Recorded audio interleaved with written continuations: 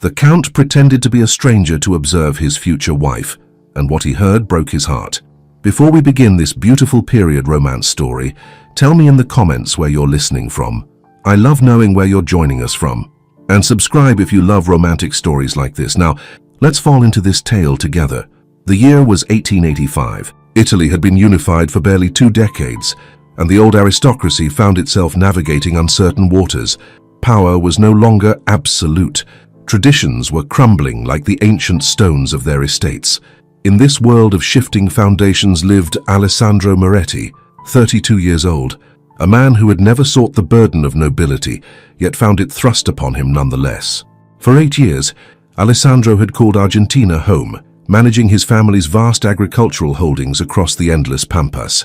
Those years had been an education in solitude and survival. He had learned to work alongside gauchos, to understand the brutal honesty of untamed land, to find peace in horizons that stretched beyond imagination.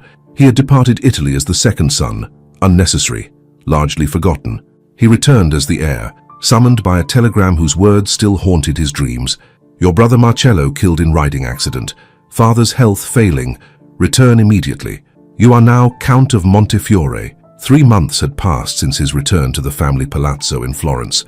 3 months of adjusting to a life defined by ceremony, expectation, and a propriety that felt suffocating after years of open skies.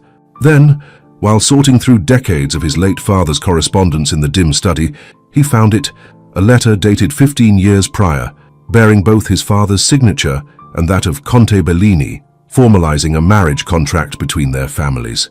The intended bride was one Vittoria Bellini, daughter of an old Tuscan lineage whose roots stretched back to the Medici courts. Until that moment, Alessandro had never heard her name spoken.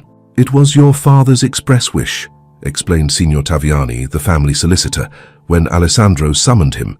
The elderly lawyer arranged the documents across the desk with the practiced efficiency of one who had seen many such arrangements. A strategic alliance, if you will.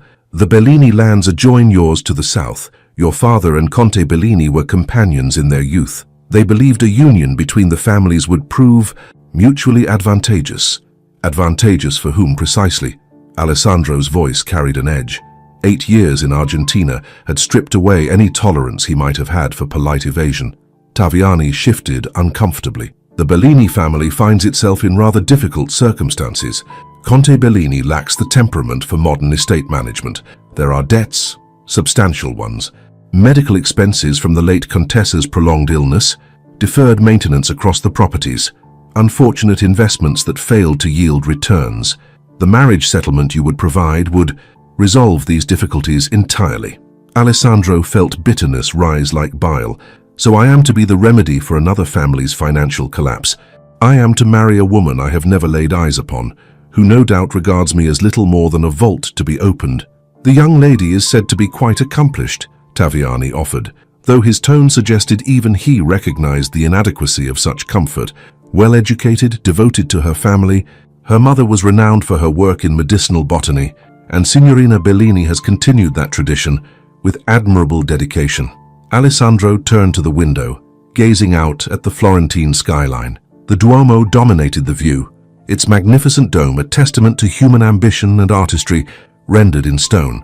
During his years abroad, he had studied architecture with near obsession, finding in its precise language of proportion and balance something his own life had always lacked. When am I expected to meet her? The question emerged more weary than curious. A formal meeting has been arranged for 4 weeks hence. You would travel to Villa Bellini, be received by the family, and the final arrangements would be concluded. The wedding ceremony would follow within 3 months of that first meeting, 4 weeks. A lifetime compressed into a single month, at the end of which he would be irrevocably bound to a stranger. Alessandro's hands tightened on the window frame. He thought of his brother Marcello, who had embraced his role as heir with genuine grace, who had married a woman he truly loved, who had died happy despite dying young. Alessandro could not claim he had ever been truly happy, but he had been free. An idea began to form, audacious, possibly mad, yet somehow inevitable. The Villa Bellini, Alessandro said slowly, still facing the window and the city beyond. I understand it is a 16th century structure, quite historic. Indeed, Your Grace, a beautiful property, though I believe it requires considerable renovation at this point. then it would be prudent for me to have it properly assessed before the marriage, to understand precisely what I am acquiring."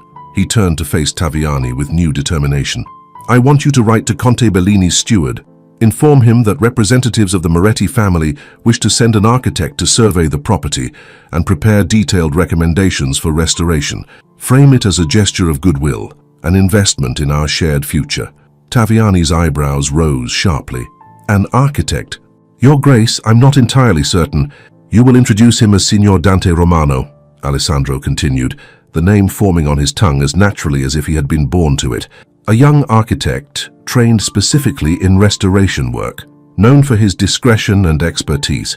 He will arrive within the week and will require accommodation at the villa for the duration of his survey." "Approximately 4 weeks should suffice." Understanding dawned in the elderly lawyer's eyes, followed swiftly by alarm that bordered on horror. "Count Moretti, you cannot possibly be suggesting—" "I am suggesting nothing," Alessandro interrupted with quiet firmness. "I am instructing you to make the necessary arrangements.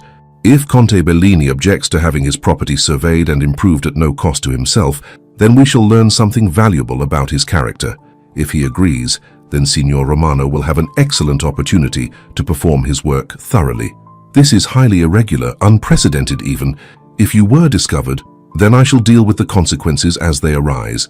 But I will not walk blindly into a marriage that will define the entirety of my remaining life. I will not repeat the mistakes of men who value duty over truth at the cost of their own happiness." Alessandro's voice softened slightly. "I need to see her, Taviani. Not as a count meeting his contracted betrothed, not in some formal reception where every word has been rehearsed and every gesture calculated for maximum effect. I need to see who she truly is when she believes no one of consequence is watching." The lawyer studied him for a long, measuring moment, then released a heavy sigh and gathered his papers with resigned efficiency. "You possess your father's stubbornness, if not his conventional wisdom. Very well, I shall make the arrangements as you request. But I pray you understand the magnitude of what you are attempting." Alessandro turned back to the window, watching afternoon light paint the ancient city in shades of amber and burnished gold. "So do I, my friend, so do I." 10 days later, Alessandro found himself standing before Villa Bellini for the first time. He had traveled by public coach rather than private carriage, dressed in the modest yet respectable attire of a professional tradesman. His hands, already calloused from his years in Argentina, now carried a well-worn leather portfolio filled with architectural sketches and measured drawings. His dark hair, usually styled in the fashion befitting his rank, was simply combed back without pomade or artifice. He had deliberately forgone his signet ring, his gold pocket watch, every visible marker of noble blood. He was no longer Count Alessandro Moretti. He was Dante Romano, architect. Nothing more, nothing less. The villa itself stole his breath. It sat perched atop a dramatic cliff overlooking the Tyrrhenian Sea, surrounded by ancient cypress trees that bent gracefully from years of persistent sea winds. Behind it stretched olive groves and terraced vineyards, but before it lay nothing save sky and the endless blue expanse of the Mediterranean. The structure itself was pure Renaissance elegance, honey-colored stone glowing warmly in the morning sun, positioned as if it were a ship's prow cutting through the very air above the waves. Yet even from this distance, Alessandro's trained eye caught the unmistakable signs of neglect. Roof tiles were missing in scattered patches, shutters hung at awkward angles, the garden walls showed deep cracks and crumbling mortar. It was beautiful, and it was slowly dying from want of care and resources. He walked up the long drive, his boots crunching on gravel that desperately needed weeding. The grounds had once been magnificent. This much was evident. There were remnants of formal gardens half reclaimed by nature, classical statuary half hidden by overgrown hedges, an ornate fountain that had long since run dry. Every detail spoke of a family that had once possessed both the wealth and the will to maintain such beauty, and no longer had either. The massive wooden door was answered by an elderly man in servant's livery that, like everything else here, had clearly seen better days. "Signor Romano, we received word of your arrival. Please, do come in." Alessandro stepped across the threshold into a world seemingly frozen in another century. The entrance hall was undeniably grand, frescoed ceilings depicting classical myths, marble floors in geometric patterns. Yet the glory had faded like an old photograph. The frescoes desperately needed restoration. The marble bore chips and cracks. The furniture, while obviously of exceptional quality, showed the unmistakable marks of age and wear. "I am Giacomo, the house steward," the old man introduced himself with quiet dignity. "Conte Bellini asks that you forgive him for not greeting you personally this morning. He finds himself indisposed. However, Signorina Bellini will receive you in the library shortly. May I offer you refreshment after your journey?" "Thank you. No, I am most eager to begin my assessment of the property." "Of course, Signor. If you will wait here, I shall inform the Signorina of your arrival." Left alone in that faded grandeur, Alessandro walked slowly through the hall, his trained eye noting every architectural detail with professional precision. The work itself was spectacular, clearly the creation of a true master craftsman, but it needed care, it needed investment, it needed someone who understood that preservation was an act of love, not merely maintenance. He pulled out his notebook and began sketching, losing himself in the familiar comfort of lines and measurements and the eternal language of stone and space. "Signor Romano," the voice was low and musical, carrying an educated precision in its vowels that spoke of careful tutoring.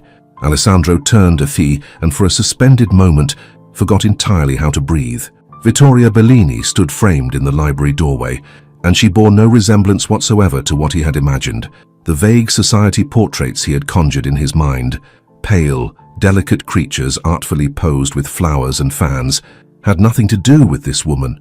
She was tall, nearly matching his own considerable height, with a straight-backed posture that spoke of genuine confidence rather than merely drilled deportment. Her hair, a rich chestnut brown that caught the light streaming through tall windows, was pulled back in a simple style that emphasized rather than concealed the classical lines of her face. Her dress was dark blue, clearly well made but several years removed from current fashion, with small, careful repairs visible at the cuffs where a skilled hand had mended worn fabric. But it was her eyes that truly arrested him. They were dark, nearly black, and they were regarding him with a directness that was genuinely startling. This was not a woman who had been taught to lower her gaze demurely in the presence of men. This was a woman who looked at the world directly and unflinchingly, consequences be damned. "Signorina Bellini," Alessandro managed, remembering to execute a proper bow. "I am deeply honored to make your acquaintance. Welcome to Villa Bellini, Signor Romano. My father's steward informed us that you would be surveying the property on behalf of Count Moretti."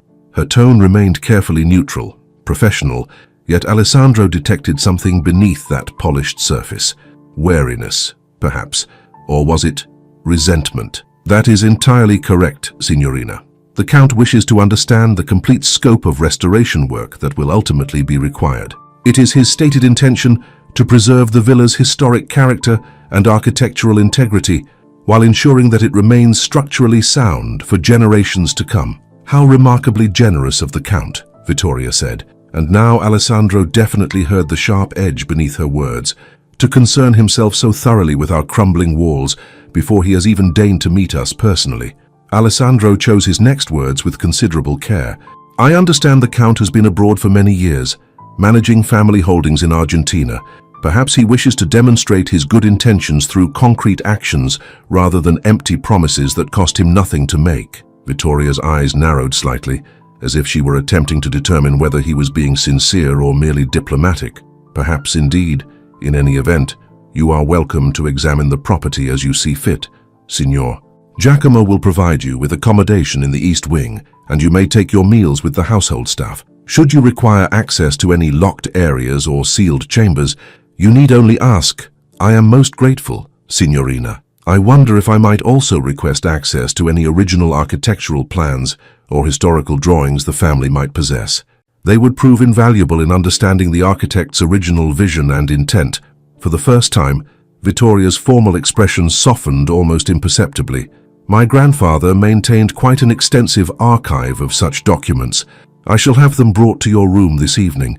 He was deeply passionate about the villa's history and architectural heritage. As am I about the work of preservation. I give you my word that I shall treat any documents entrusted to me with the utmost care and respect." Vittoria studied him for another long moment, her dark eyes searching his face as if looking for something, though what, he could not begin to guess. Finally, she nodded with decision. "I shall leave you to your work then. Should you require anything at all, Giacomo will assist you promptly. She turned to depart, then paused at the threshold as if struck by an afterthought. Signor Romano, I feel I should warn you that this house is not what it once was. You will find much that requires attention. I trust the Count understands that restoring Villa Bellini will not be a simple matter, nor will it be inexpensive. I believe the Count understands perfectly the value of things that are truly worth preserving, Alessandro replied quietly, meaning it more than she could possibly know. Vittoria's eyes met his for one more suspended moment, and he thought he saw something flash there. Surprise, perhaps. Or was it curiosity? Before she turned and walked away, her footsteps echoing on the marble floors like a retreating tide. Alessandro released a breath he had not realized he was holding. This woman was not the pampered aristocrat he had feared discovering, nor was she the calculating fortune hunter he had half expected to encounter. She was something far more complex, far more intriguing, and far more dangerous to his carefully constructed assumptions. His mission had truly begun. The days that followed fell into a rhythm that Alessandro found unexpectedly peaceful. He rose early with the dawn, took his breakfast alongside the small household staff in the modest kitchen, and then spent his days examining every corner and crevice of the villa with meticulous attention. He measured walls with practiced precision, sketched architectural details with loving care, made extensive notes regarding structural concerns that would require expert attention. It was genuine work. The villa truly did require extensive restoration, and he threw himself into it with the same focused intensity he had once reserved for managing thousands of acres of Argentine grassland. Yet his true purpose was never far from his thoughts. As he moved through the house with his notebook and measuring tools, he watched, he listened, he learned. Villa Bellini operated with what could only be called a skeleton staff. Besides Giacomo, there was a cook of advanced years, 2 housemaids who worked from dawn to dusk, a groundskeeper who doubled as groom for the single remaining horse, and a young kitchen boy who could not have been more than 12. It was perhaps a quarter of what a house of this size would normally require to function properly. The servants were loyal but aging, many having served the family for decades. When they spoke of the Bellinis, which they did freely in what they believed was the privacy of the servants' hall, they spoke with genuine affection, most especially when discussing Vittoria. The Signorina keeps this entire house running through sheer force of will, Giacomo confided to Alessandro one morning as they examined extensive water damage in the cellars. After her mother passed, she assumed responsibility for everything: the household accounts, staff management, tenant relations. The Conte, he has not been himself since the Contessa died. The grief broke something in him. The Contessa was ill for a considerable time, Alessandro asked carefully, making notes about the foundation even as he absorbed this information. 5 long years. It was a wasting sickness, though the doctors could never reach agreement on precisely what afflicted her. The Signorina scarcely left her mother's side during that entire time. Every treatment they attempted, every specialist they summoned from Florence and Rome, and even as far as Vienna, nothing proved effective in the end.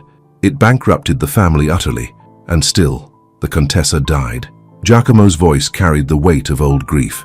I believe the Signorina blames herself even now. She thinks if only she had found the right treatment, made the right choice at the right moment, her mother might yet live. It is not true, of course. Nothing could have saved the poor lady, but she cannot forgive herself for failing. Alessandro felt something twist painfully in his chest. He had imagined numerous scenarios to explain the family's circumstances, but not this. Not a devoted daughter who had sacrificed years of her own life desperately trying to save her mother, pouring the family's dwindling resources into a hopeless battle against death itself. He began paying closer, more deliberate attention to how Vittoria spent her days. She rose before dawn broke and worked without pause until darkness fell. She met regularly with the estate manager to discuss the upcoming olive harvest. She reviewed household accounts with a precision that would have impressed Alessandro's own steward. She spent hours in the garden behind the villa, a walled space that Alessandro soon learned served as her private sanctuary. The garden itself was unlike any he had encountered in Italy. Rather than decorative, it was intensely functional, filled with raised beds of herbs and medicinal plants arranged with scientific precision. Rows of lavender grew beside chamomile in deliberate companion planting. Feverfew and valerian shared carefully measured space with more exotic specimens Alessandro could not readily identify.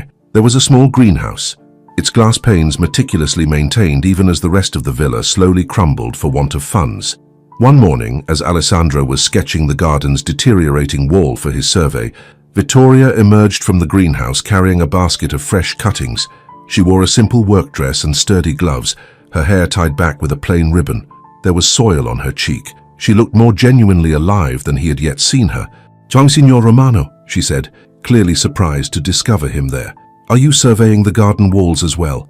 "Indeed I am, though I confess I find myself equally admiring the garden itself. This is remarkable work, Signorina." Vittoria's entire expression shifted, becoming animated in a way it never was during their formal interactions within the house. "It was my mother's project originally.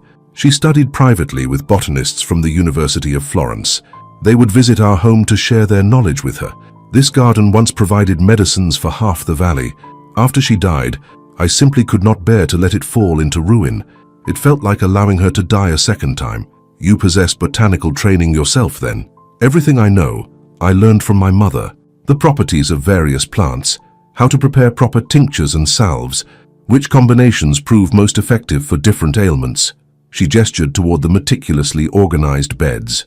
"The local families still come to me when illness strikes. I cannot charge them. They have little enough as circumstances stand, but I can help them. It is the very least I can do." Alessandro carefully set down his notebook.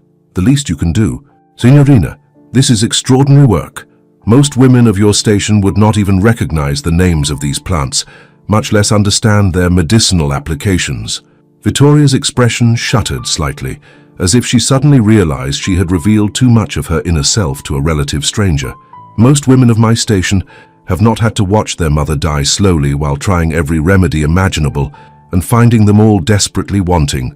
This work is necessary, Signor Romano. Necessary and practical. There is no romance in it whatsoever." "I must respectfully disagree," Alessandro said quietly. "There is no greater act of devotion than dedicating yourself to easing the suffering of others. Your mother would be immensely proud of what you have built here." Vittoria looked at him sharply, as if attempting to determine whether he was mocking her. Finding only genuine sincerity in his face, she softened. "That is kind of you to say, truly. It is not kindness. It is simple observation. I have spent considerable time among working people, Signorina. I know well the difference between those who merely occupy positions of privilege and those who understand that such privilege carries profound responsibility. You are clearly the latter." For a moment, Vittoria seemed genuinely at a loss for words. Then she straightened, and Alessandro watched as that familiar formal mask slid carefully back into place. "If you will excuse me, I must deliver these cuttings to Maria Rossi. Her youngest child has developed a persistent fever." "Of course. I sincerely hope the child recovers quickly." Vittoria nodded and walked away with purpose, but not before Alessandro glimpsed something in her eyes that made his heart ache with unexpected pain. It was exhaustion. Not the simple fatigue of a long day, but bone-deep, soul-grinding exhaustion. The crushing weight she carried was visible in every line of her body, every careful movement. That night, as Alessandro reviewed his architectural notes in the small room that had been provided for him in the East Wing, he found his thoughts dwelling not on measurements and structural concerns, but on the woman who inhabited these walls. He had expected to discover either a frivolous socialite or a cold opportunist calculating her financial advantage. Instead, he had found someone who reminded him painfully of himself during those long years in Argentina, someone trying desperately to hold together a crumbling world through nothing more than sheer determination and an unyielding sense of duty. But he still had not heard her speak directly of the impending marriage. He did not yet know how she truly felt about becoming Countess Moretti, about binding herself irrevocably to a man she had never met. He needed to understand that particular truth before he could reveal himself. The answer came sooner than he anticipated, and in a manner that very nearly shattered his heart entirely. It was late afternoon, nearly 2 weeks into Alessandro's residence at the villa. He had been working in the attic, examining the roof structure, and making detailed notes about necessary repairs and reinforcements. The attic was a vast, dusty space filled with accumulated generations of abandoned furniture, ancient trunks, and forgotten treasures slowly decaying in the shadows. As he worked, carefully measuring beam spans and checking for rot, he heard voices rising from somewhere below. The villa was old, and sound traveled in strange, unpredictable ways through its walls and floors. He realized with a start that he was positioned directly above what must be the family's private sitting room. He should have moved away immediately. It was not his place to eavesdrop on private conversations, regardless of his ulterior motives. But when he recognized Vittoria's voice carrying up through the ancient boards and heard the raw emotion trembling in it, he found himself frozen in place. "Vittoria, you must be reasonable." That was the Conte speaking, his voice firm, almost desperate. "Count Moretti's solicitor requires a formal answer by week's end. The wedding must proceed as planned. There can be no further delays. Papa, please." Vittoria's voice was strained, barely maintaining control. "I am asking for more time. Just a few more months to—" "Time?" The Conte's voice rose sharply. "We have no time remaining. The creditors are already threatening legal action. Do you wish to see this house seized by the courts? Do you want your brother's future destroyed before it even begins? Everything your mother worked for, everything she loved, simply gone." "That is not fair," Vittoria said, and Alessandro heard the tears she was fighting desperately to contain. "You know I would do anything for this family, but to marry a complete stranger, a man I have never even laid eyes upon. It is already decided. The contract was signed years ago by your grandfather and Count Moretti's late father. This alliance has always been your destiny, Vittoria. You have always known this day would eventually arrive." "I knew of it, yes, but I hoped—" Her voice broke completely. "Papa, what if he is cruel? What if he treats me as nothing more than a possession to be owned? I have heard stories about Count Moretti. They say he is cold, that he spent 8 years in Argentina because he could not bear civilized society. They say he is more comfortable with horses than with people, that he trusts no one. People say many things, most of them entirely false," the Conte dismissed. "What matters is that he has agreed to honor the contract. His fortune will save us, Vittoria. 35,000 lire in accumulated debts, paid in full. Lorenzo's education, secured completely. This villa, preserved for future generations. All of it depends entirely on you fulfilling your duty to this family." A long, heavy silence fell. Alessandro stood motionless in the dusty attic, his chest feeling impossibly tight. "And what about my happiness?" Vittoria asked, her voice small and broken in a way that cut Alessandro to his very core. "Does that matter at all in these calculations? Happiness is a luxury we can no longer afford," the Conte said, and there was steel beneath his words now. "So your mother understood duty, Vittoria. She married me because it was what her family required of her. She made a good life from that arrangement. You will do the same. You must—" "Mama loved you," Vittoria said fiercely, desperately. "She told me so many times. What you are asking me to do is entirely different. You are asking me to chain myself to a stranger and pretend it is somehow the same thing." "I am asking you to save your family," the Conte replied. "I am asking you to honor your mother's memory by preserving everything she loved and cherished. This villa, this land, our name, all of it will be lost forever if you refuse. And for what? Some romantic notion of marrying for love. That is a fantasy for peasants and poets, not for women of your station and responsibilities." Alessandro heard the rustle of papers being moved. "Sign here," the Conte said. "Signor Taviani requires your formal consent to finalize all the arrangements. The wedding ceremony will take place 3 months after your first formal meeting with Count Moretti. It is all very proper, very reasonable. Everything as it should be." "Reasonable," Vittoria repeated bitterly. "There is nothing even remotely reasonable about this, Papa, but I see clearly that I have no choice in the matter. You have made absolutely certain of that." "You have a choice," the Conte said, his voice softening slightly, though the steel remained. "You can choose to save your family from complete ruin, or you can damn us all for the sake of your own selfish desires. I know precisely which choice your mother would have made in your position." There was a long, painful silence. Then Alessandro heard the unmistakable scratch of a pen on paper. "There," Vittoria said, her voice hollow and lifeless. "I have signed. I will marry Count Moretti. I will do my duty to this family as I always have. But do not ask me to be grateful for it, Papa. Do not ask me to pretend this is anything other than what it truly is. A transaction where I am the currency being spent to settle your debts. Vittoria, I need to return to the garden. The chamomile needs harvesting before nightfall arrives." Alessandro heard quick footsteps, a door opening and then closing with barely controlled force, then silence, broken only by the sound of the Conte's heavy, labored breathing. "Forgive me, Lucia," the old man whispered to the empty room. and Alessandro realized with a start that he was speaking to his dead wife. "Forgive me for what I have done to our daughter, for what I am forcing her to endure. But what choice do I have? What choice does any of us have in this God-forsaken situation?" Alessandro stood motionless in the attic as afternoon light faded toward evening, utterly unable to move. He had wanted the truth. He had demanded it. And now he had it, delivered with devastating clarity. Vittoria Bellini did not want to marry him. She was being forced into this union by her father, by dire circumstance, by the crushing weight of family duty and obligation. She saw herself not as a willing participant in an arrangement, but as currency being spent to solve a problem she had no hand in creating. This should have been exactly what he expected.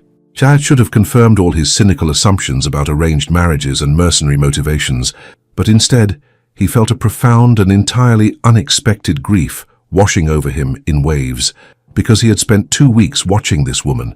He had seen her tend her garden with gentle, careful hands. He had watched her treat sick children and comfort elderly tenants with genuine compassion.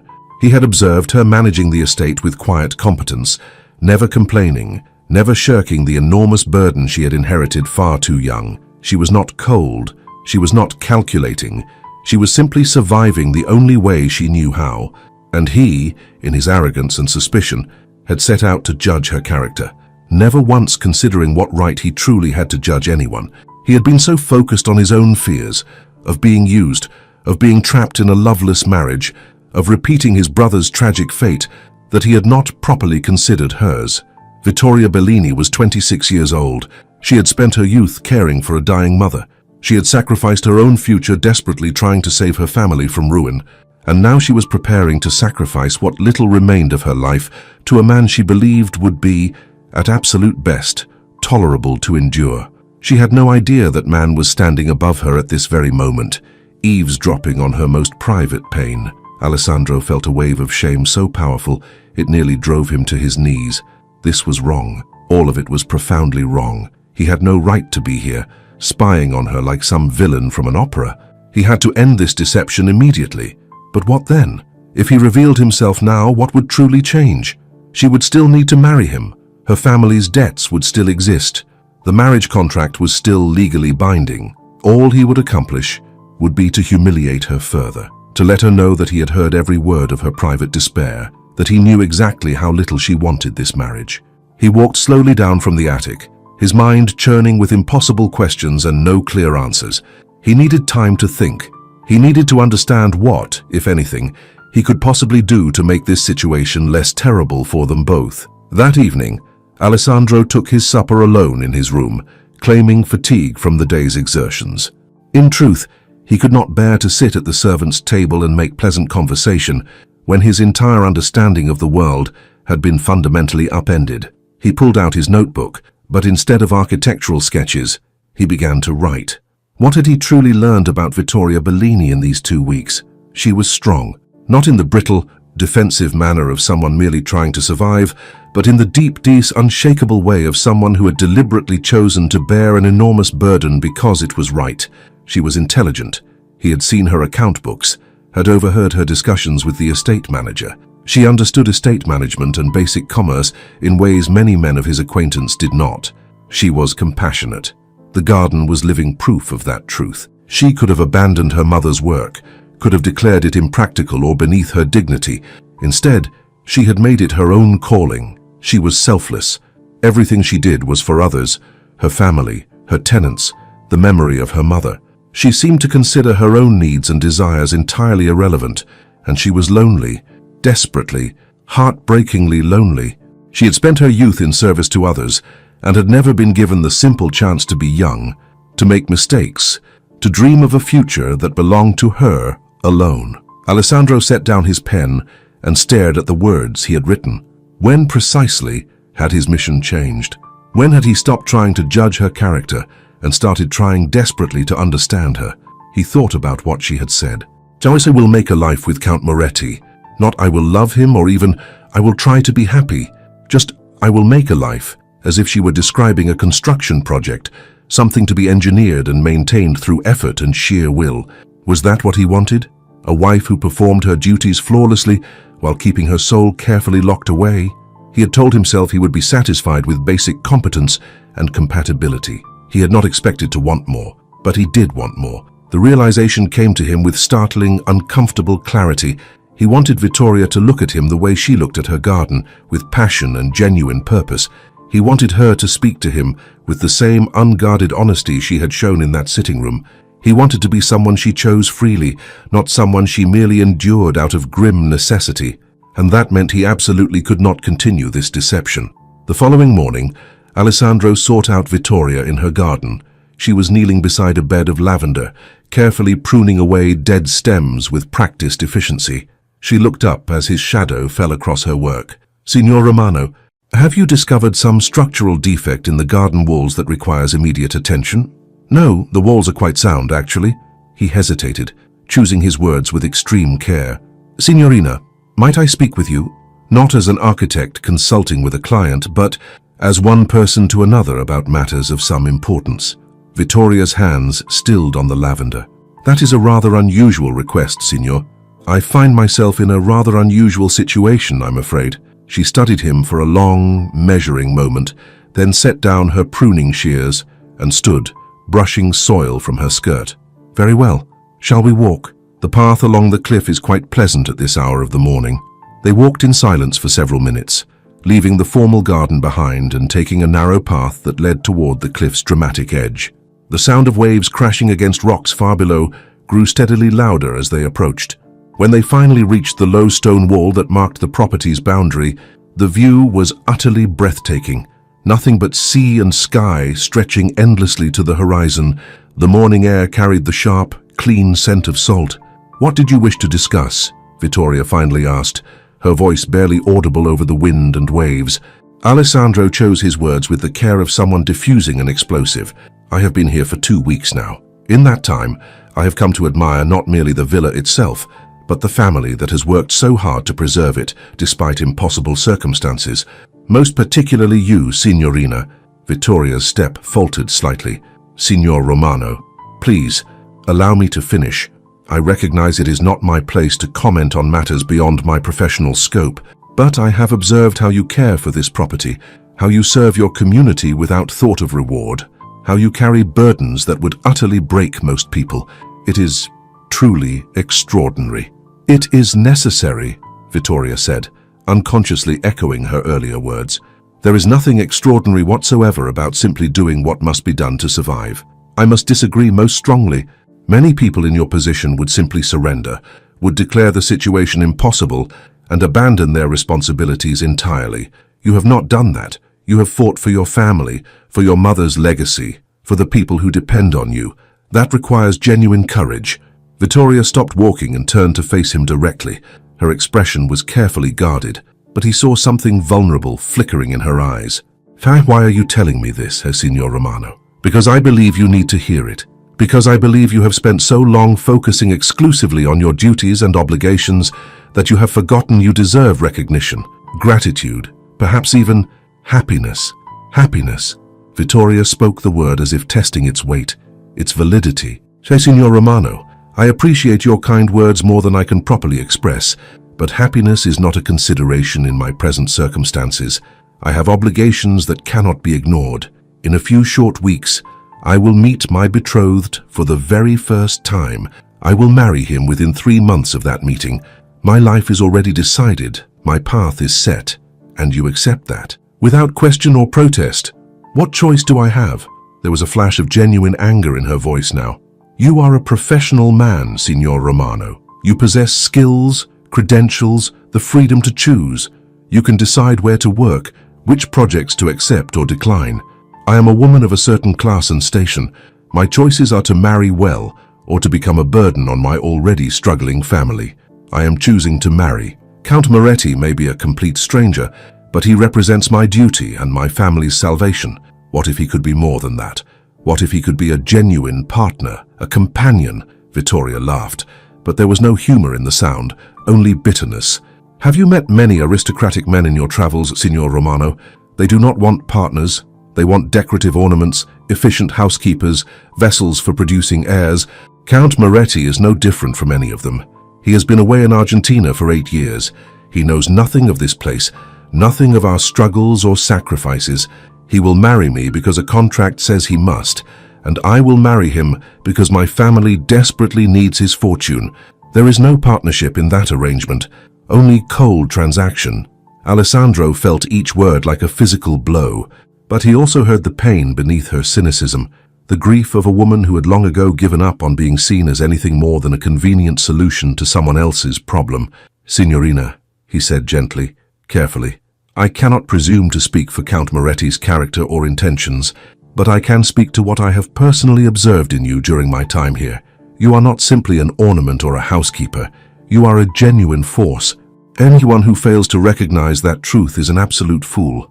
Vittoria's eyes were bright with unshed tears. "Thank you for saying so, truly. But Count Moretti will see precisely what he wishes to see, and I will be exactly what I must be to fulfill my obligations. Now, if you will excuse me, I have work that requires my attention." She walked away quickly, leaving Alessandro alone among the rocks and wind and endless sea. He stood there for a long while, watching her retreating figure grow smaller, feeling the weight of his deception crushing down on him with unbearable force. He had to tell her the truth, but he also had to find some way to show her that she was entirely wrong about him, wrong about what their marriage could become if given half a chance. The solution came to him 3 days later, not through any grand revelation, but through a simple conversation with her younger brother. Alessandro had seen Lorenzo Bellini around the property, but had never spoken with him directly. The boy, for at 16, he was still very much a boy, was usually occupied with outdoor work, helping the groundskeeper or exercising the family's single remaining horse. But one afternoon, Alessandro discovered him in what had once been a formal study, completely absorbed in a large book spread across the desk. "Buongiorno," Alessandro said from the doorway. "Am I disturbing you?" Lorenzo looked up, visibly startled. "Signor Romano, no, you are not disturbing me at all. I was just... This is my grandfather's book on nautical architecture.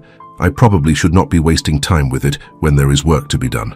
Alessandro stepped closer and saw that the book was indeed a technical treatise, filled with detailed drawings of ship construction and complex mathematical calculations. Wasting time. "This is absolutely fascinating material. Are you interested in naval architecture?" The boy's entire face lit up with sudden enthusiasm. "Yes, that is. I used to dream of studying it formally. There is a wonderful institute in Genoa that specializes in ship design, but..." His expression fell. "It is expensive, and we have other priorities now." "Your sister's marriage," Alessandro said quietly, understanding dawning. Lorenzo flushed deeply. "Oh, I should not discuss family matters with a stranger. Signor, please forgive me. Perhaps not, but sometimes strangers see things that family members cannot."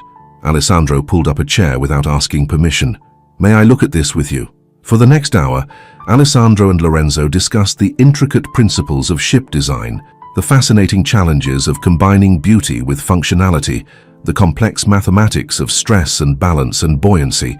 The boy was genuinely brilliant, his understanding of difficult concepts far beyond his years.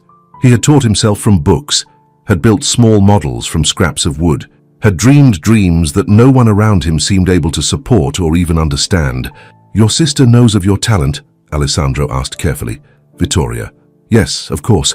She has always encouraged me to study, even tried desperately to find a way to send me to school in Genoa. But after Mama died, there simply was no money. And now..." He trailed off, yet unwilling to complete the thought. "Now the money from her marriage settlement will go to other pressing matters." Lorenzo nodded miserably. "I feel absolutely terrible about it. She is sacrificing her entire future, and part of that sacrifice is explicitly for me. But Count Moretti's lawyers were very clear in their terms. The settlement pays our accumulated debts and provides a modest allowance for basic household maintenance.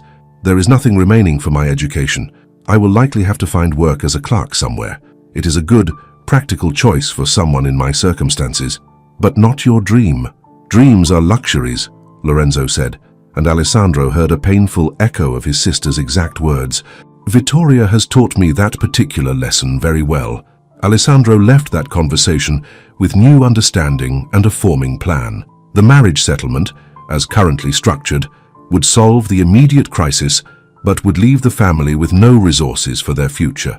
Vittoria would marry him, move to his palazzo in Florence, and spend the rest of her life managing his household while her own family slowly declined further. Her brother's considerable talent would be utterly wasted. Her mother's garden would eventually be abandoned and forgotten. Everything she loved would gradually fade away into nothing, unless he changed the terms entirely. That evening, Alessandro wrote a long, detailed letter to Signor Taviani.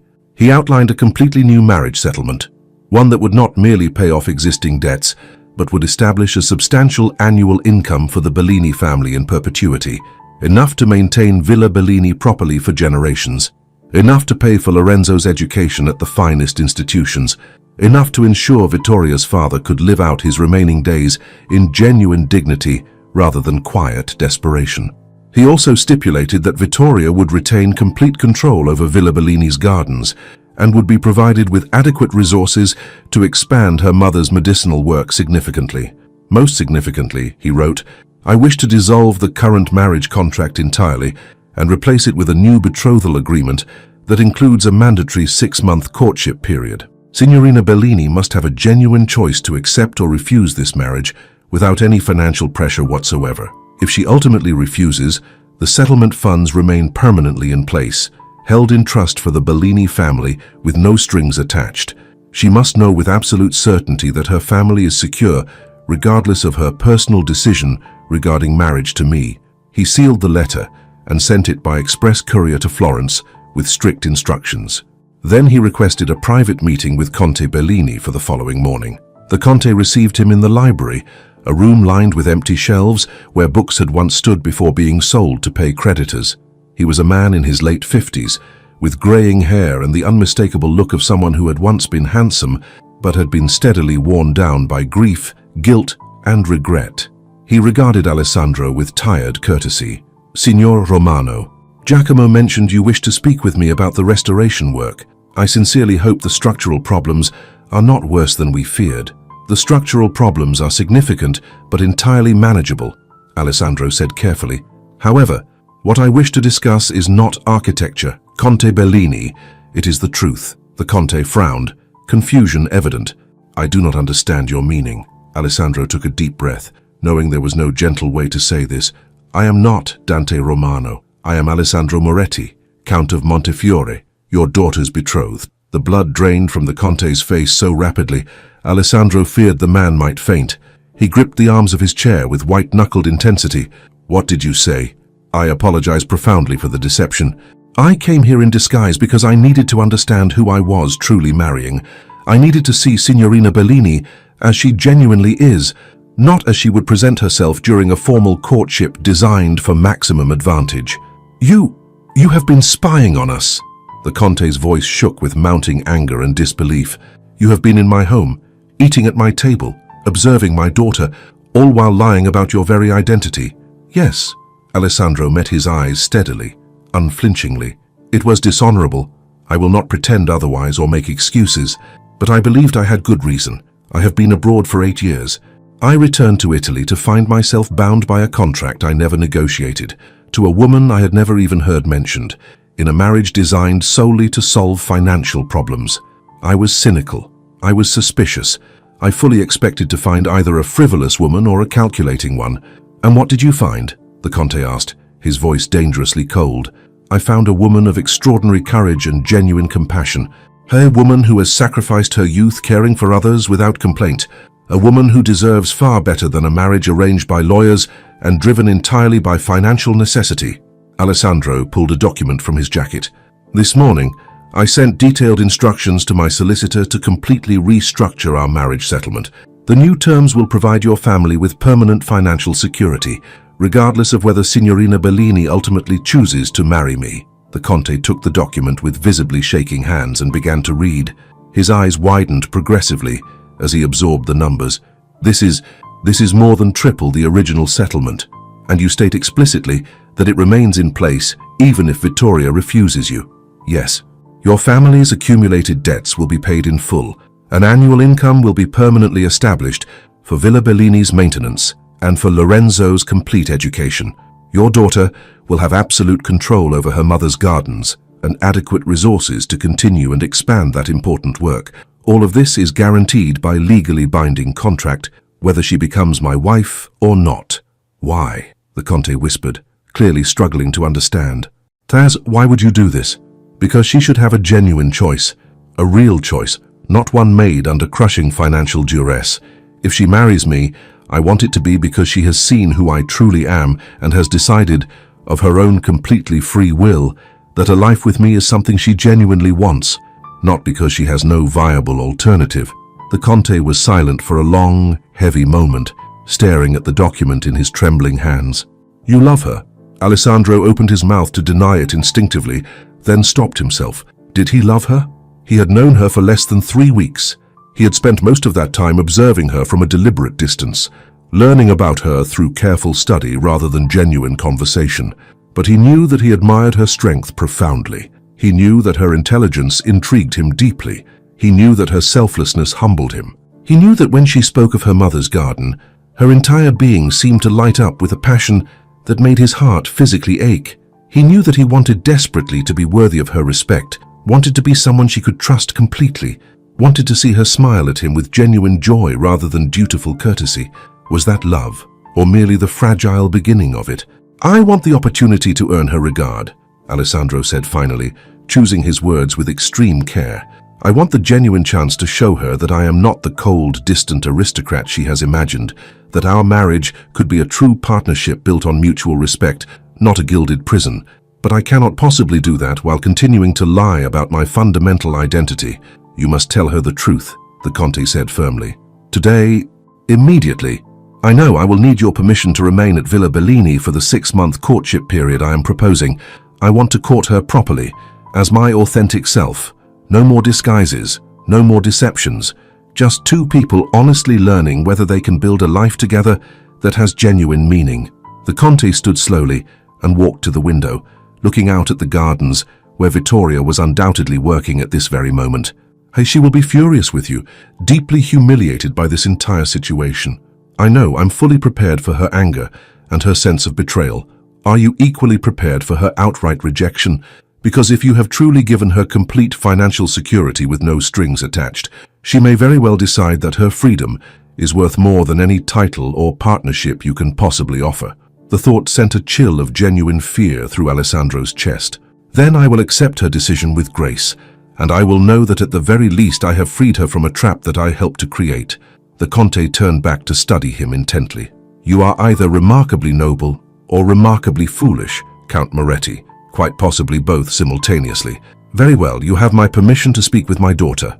But I warn you most seriously, Vittoria is not a woman who forgives easily or quickly.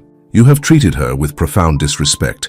Even if your ultimate intentions were honorable, you may discover that financial security alone is not sufficient reparation for such betrayal. I understand completely. Then may God grant you eloquence and genuine wisdom, Count Moretti. You will need both in abundance. Alessandro found Vittoria in the greenhouse, carefully transplanting delicate seedlings into small terracotta pots. She was completely absorbed in her work, her hands moving with the practiced precision of someone who had performed this task countless times. For a moment, he simply watched her, memorizing every detail. This might very well be the last time she would allow him anywhere near her. Signorina Bellini, he said softly, not wanting to startle her. She looked up, clearly surprised to see him there. Signor Romano, I did not expect to encounter you here. I thought you would be measuring the roof timbers this afternoon. I have finished my survey of the structural elements, but there is something else I must discuss with you, something of critical importance. Vittoria set down the seedling she was holding and wiped her hands on her apron with deliberate care. You sound extremely serious, Signor. Has something gone wrong? The villa is in precisely the condition I expected to find. But I am not. He took a deep breath. There was no gentle way to say this. My name is not Dante Romano. I am Alessandro Moretti, Count of Montefiore. I am the man you are contracted to marry. The color drained from Vittoria's face so completely that Alessandro instinctively stepped forward, fearing she might actually faint. She gripped the edge of the potting table, knuckles turning white with the force of her grip. What did you just say? My name is not Dante Romano. I am Alessandro Moretti, Count of Montefiore. I came here in deliberate disguise because I wanted to see who you truly were before we met under formal circumstances. I wanted to understand the woman I was being asked to marry, based on a contract I never agreed to. Vittoria simply stared at him, her eyes wide with mounting shock and growing horror as she looked at this man, This stranger who had been living in her home, observing her most private moments, listening to her unguarded words, and saw him transform before her very eyes, from humble architect into the aristocrat she was meant to marry. "Are you?" she whispered, her hand flying to her mouth as if to physically hold back the words threatening to escape. "It was you. All this time, you have been here, watching me, listening to me, pretending to be someone else entirely." "Yes." "Why?" The single word was barely audible. "Because I was afraid. Because I had spent 8 years in Argentina, far removed from the world of arranged marriages and social obligation. Because I returned to discover myself bound to a complete stranger by a contract I never signed. I wanted the truth before I committed my entire life to someone I did not know." "And what truth did you find?" Vittoria asked, her voice beginning to shake with building emotion. "What did you learn while spying on me, while lying to me every single day?" "I learned that you are extraordinary. I learned that you are stronger and kinder and more intelligent than I had any right to expect or hope for. I learned that you have devoted your entire life to others, that you have sacrificed your own happiness for your family's sake again and again. I learned that you are precisely the kind of woman I would want as a genuine partner in life." "Partner?" Vittoria laughed, a wild, painful sound devoid of any humor. "You speak of partnership while revealing that you have been deliberately deceiving me for weeks. You speak of truth while admitting you built our entire acquaintance on lies. I know it was profoundly wrong. I am trying my best to make it right." "Make it right? How can you possibly make this right?" Tears were streaming down Vittoria's face now, though she seemed entirely unaware of them. "I spoke to you. I trusted you with things I have told no one else. I showed you my mother's garden, my private sanctuary, the place where I am most vulnerable. And the entire time, you were judging me, evaluating me, deciding whether I was worthy to be your countess. That is not—" "Do you know what the absolute worst part is?" Vittoria interrupted, her voice breaking completely. "I liked you, Signor Romano, the architect. I thought you saw me as a person, not as a convenient solution to a problem. I thought perhaps I had finally found someone who understood what it means to carry impossible burdens, but it was all a performance. Just another elaborate lie in a life that has become nothing but lies." Alessandro felt each word like a physical blow to his chest. "Vittoria, Signorina, please listen to me carefully. When I came here, I was cynical and deeply suspicious. I expected to find either a fool or a calculating opportunist. But what I found was you. And every single day I spent here, my respect for you grew exponentially. My admiration grew. The deception I began in arrogance became something I regretted more deeply with each passing hour. If you truly regretted it, why did you not reveal yourself sooner?" "Because I was a coward.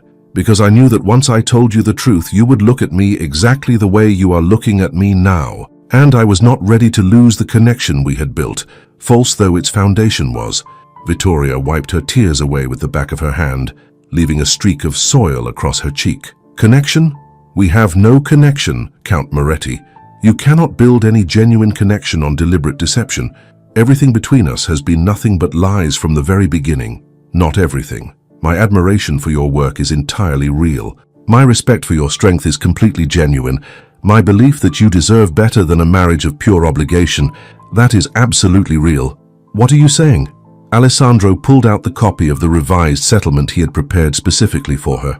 "I am saying that I have fundamentally changed the terms of our betrothal. Your family's financial security is now completely guaranteed, whether you ultimately marry me or not. Your father's debts will be paid in full. An annual income will be permanently established for Villa Bellini. Your brother will have full funding for his education. You will have resources to continue and expand your mother's work. All of this is permanent and entirely irrevocable." Vittoria took the document with trembling hands and began to read, her eyes moving rapidly across the legal text. This is more money than I could ever have imagined possible. Why would you do this?" "Because you should have a genuine choice, a real choice, not one made under terrible financial pressure. If you decide that you cannot forgive my deception, that you do not wish to marry me, then you are completely free. Your family is permanently secure. You can build whatever life you truly want. And if I choose to marry you, then I am asking for an honest courtship. 6 months for us to know each other as we truly are. No disguises whatsoever. No contracts hanging over our heads like executioner's swords. Just two people honestly deciding whether they can build a life together that has genuine meaning and purpose. If, at the end of that time, you still wish to marry me, then we will wed with complete honesty between us. And if you do not, then you remain entirely free and I will honor your decision without question or resentment.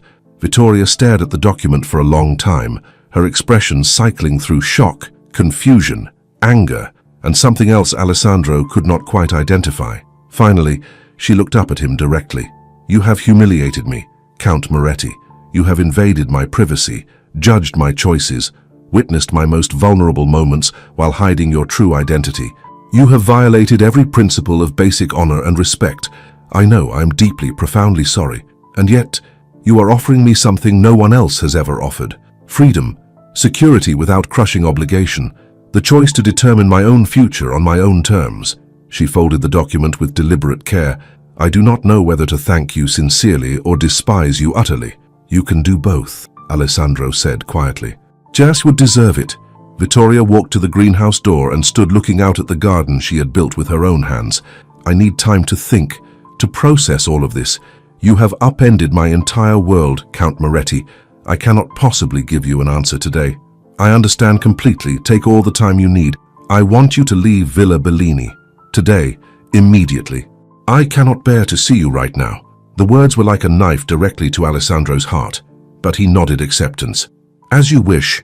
I will return to Florence. When you are ready to speak with me again, if you are ever ready, send word. I will come immediately, no matter when or where. Vittoria did not turn around. Go, please, just go. Alessandro walked to the door, then paused at the threshold. For what it is worth, Signorina Bellini, every word I spoke to you as Dante Romano was absolutely true. My admiration, my respect, those were not part of the disguise.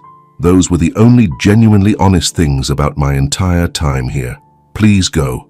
Alessandro left the greenhouse, his heart heavier than he had ever felt it. As he walked back through the villa to collect his few belongings, he wondered if he had made a terrible, irreparable mistake. He had freed her from an obligation, yes, but in doing so, he had also destroyed any possibility of genuine trust between them. He had come to Villa Bellini seeking the truth. He had found it, but the truth had come at a cost that might prove too high for either of them to bear. 3 weeks passed in Florence, and Alessandro heard nothing from Villa Bellini. He threw himself into his work with desperate intensity, reviewing the affairs of his various estates, meeting with his stewards and solicitors, attempting to lose himself in the comfortable routines of administration.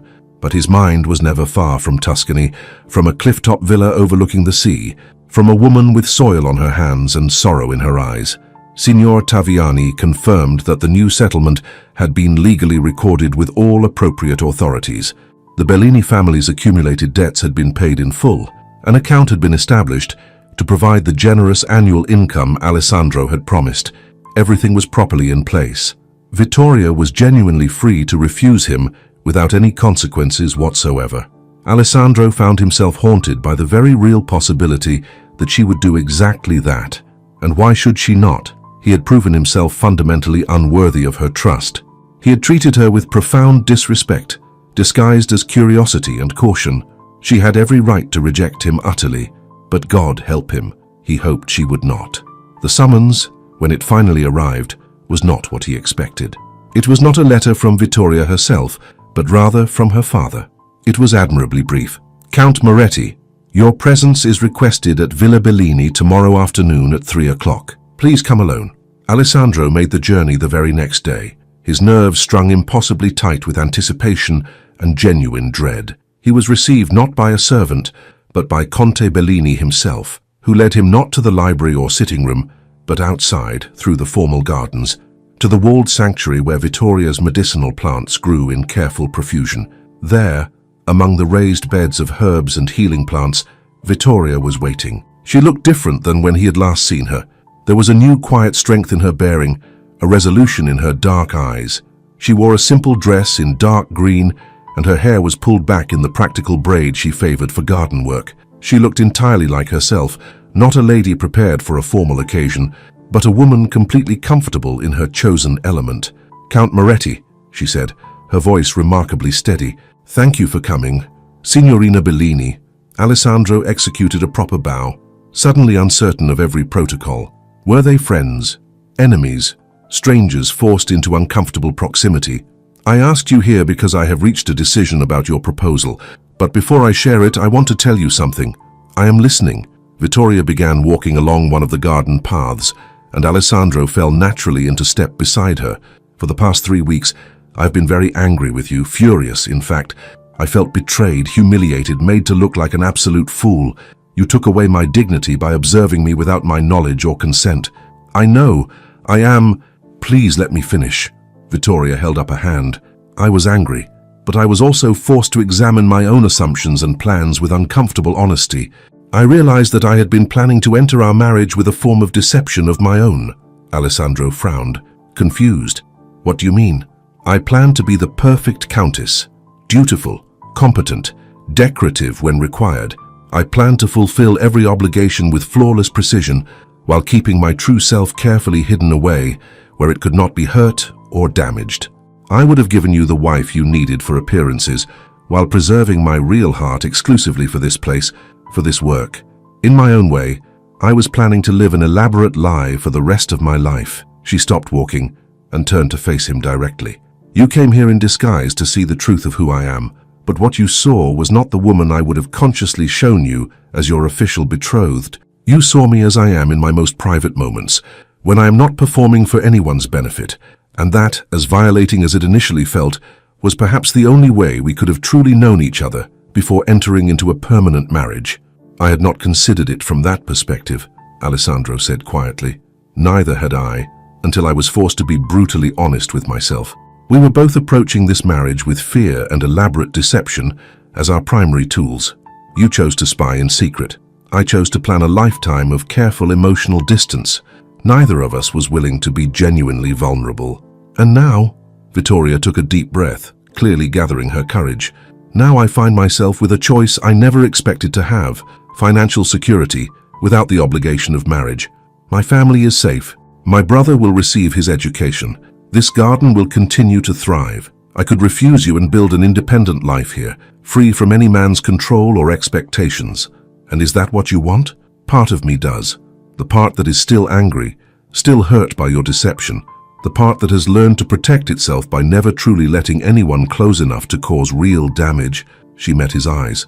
But there is another part. The part that remembers Signor Romano, the architect who looked at my garden and saw not just medicine, but genuine dedication and purpose, who spoke to me as an intellectual equal, who seemed to value my intelligence as much as my accomplishments. That was real, Alessandro said intently. All of that was absolutely real. I know. And that is precisely why I am willing to accept your proposal for an honest courtship. 6 months for us to know each other truthfully and completely. But I have specific conditions. Anything. First, I want complete honesty. No more secrets whatsoever. No more disguises of any kind. If you have doubts, state them clearly. If you disapprove of something I do, tell me directly.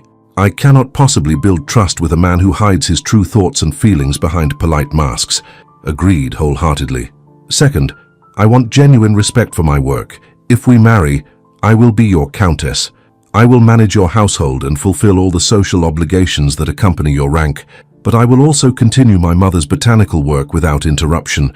I will maintain this garden. I will continue serving the people of this valley. That is absolutely non-negotiable. I would never ask you to abandon something that brings you such profound purpose, Alessandro said sincerely. In fact, I hope you might teach me about it. I know architecture quite well, but botany remains a complete mystery to me. A small smile flickered across Vittoria's face for the first time. Third, I want genuine time. 6 months, as you proposed, but truly 6 months.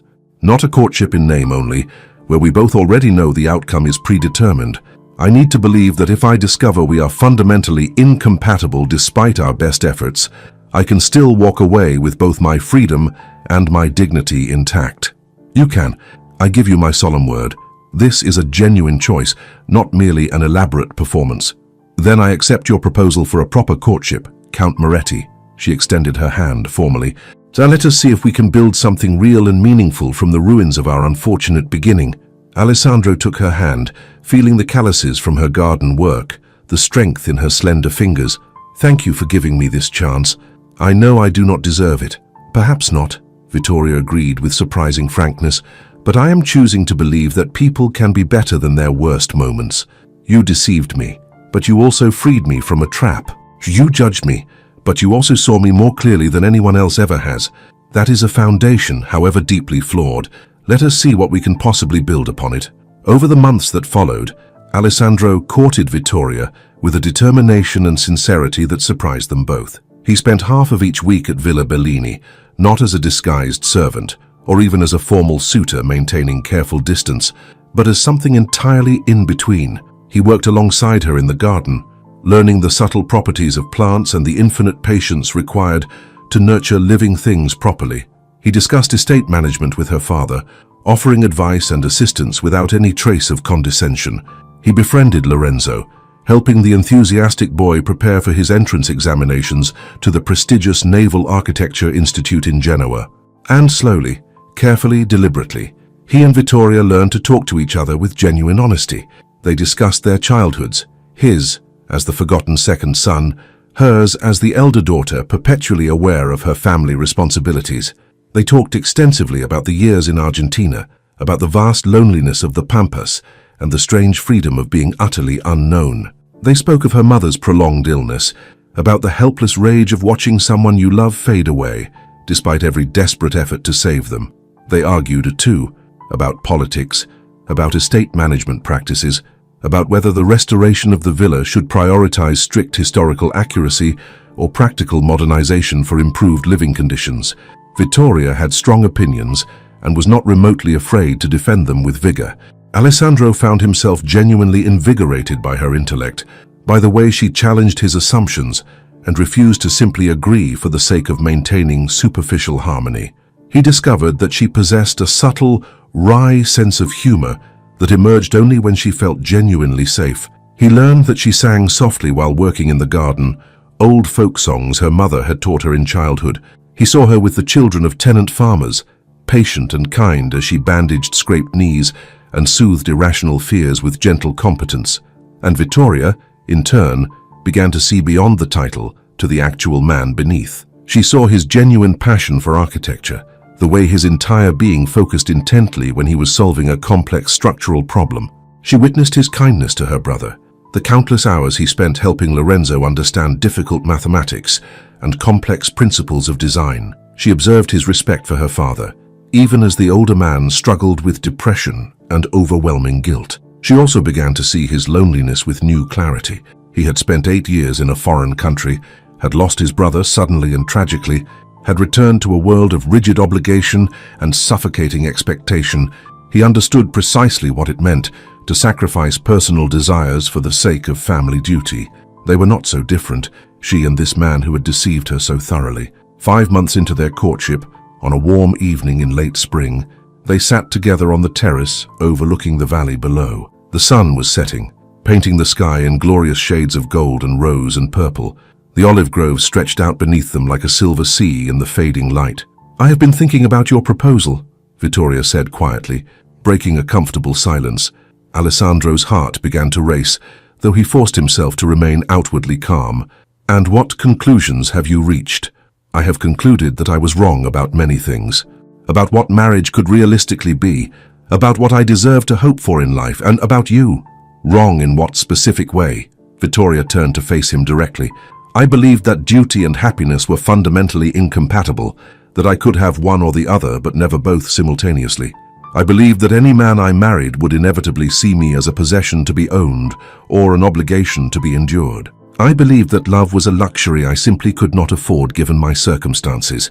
And now I believe that duty can be chosen freely rather than simply endured with resentment. I believe that the right partner can be both obligation and genuine joy. And I believe that love, real love, might actually be possible even when it begins in the most impossible circumstances imaginable." Alessandro barely dared to breathe. "Vittoria, what are you saying?" "I am saying that I want to marry you, Alessandro, not because I must out of financial desperation, but because I genuinely choose to, because I have come to admire the man you are, not merely the title you hold, because I believe we can build something genuinely meaningful together if we are both willing to try." Joy surged through Alessandro's chest with such intensity, it was almost painful. "Are you absolutely certain? You do not have to decide until the complete 6 months are finished. I will wait as long as you need, without complaint. I am certain. These months with you have shown me that you are someone I can trust with my heart, someone who values what I value, who sees me as I truly am and does not ask me to be anything less than authentic. That is worth more than any fortune or aristocratic title could ever be." Alessandro took her hands in both of his. "I do not deserve your forgiveness or your trust, but I swear to you, Vittoria, I will spend every single day of our marriage earning both. I will be worthy of the extraordinary gift you are giving me." "You already are," Vittoria said softly. "You freed me from a trap, Alessandro. You gave me genuine choice when I had none. You saw me when I had spent years believing I was essentially invisible to everyone around me. That is not nothing. That is everything. It is not enough on its own. Then make it enough going forward. Love me honestly. Respect me completely. Build a life with me where we are genuine partners, not just husband and wife performing socially prescribed roles. That is all I truly ask." Alessandro lifted her hands to his lips with reverence. "That is everything I want as well. Everything I have dreamed of finding and believed impossible." Vittoria smiled, and it was like the sun breaking through storm clouds.